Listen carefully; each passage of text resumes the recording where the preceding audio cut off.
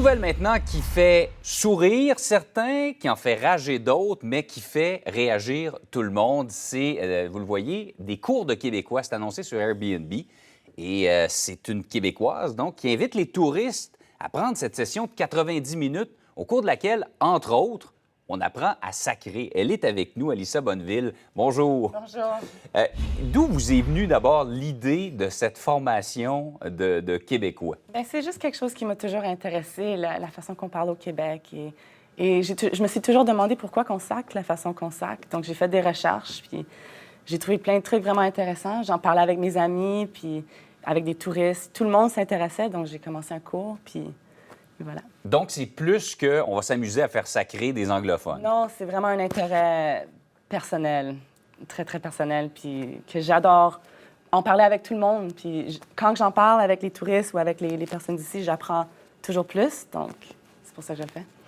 Ça fait quelques mois que vous le faites. Ça fonctionne? Ça fonctionne super bien. Ça fait 6 mois. Puis je vais avoir en moyenne 10 à 12 personnes par semaine, là, ou un petit peu plus, ça dépend. Mais à certains moments, vous faites ça dans des lieux publics. À certains moments, vous êtes fait expulser. Pas expulsé, OK. non, pas jamais OK. expulsé, mais il faut faire attention à cause ça peut choquer quelques personnes. Quand on va manger de la poutine, on va toujours manger de la poutine pendant qu'on fait de l'expérience, à cause que je trouve la poutine fait beaucoup partie de la culture québécoise.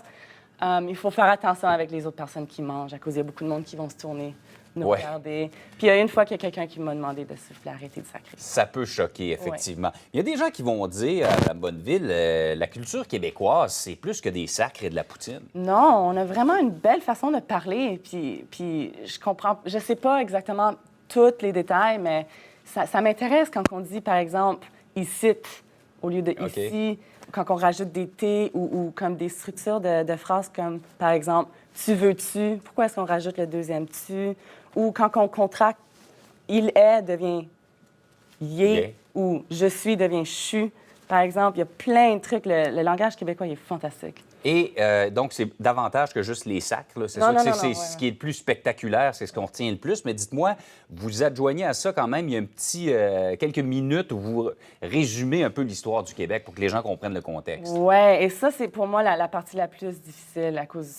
Il y a plein de choses à dire. Et ce qui m'intéresse vraiment, c'est la réaction de mes clients ou des participants. Tout le monde est tellement intéressé. Tout le monde est de même en train de m'écouter.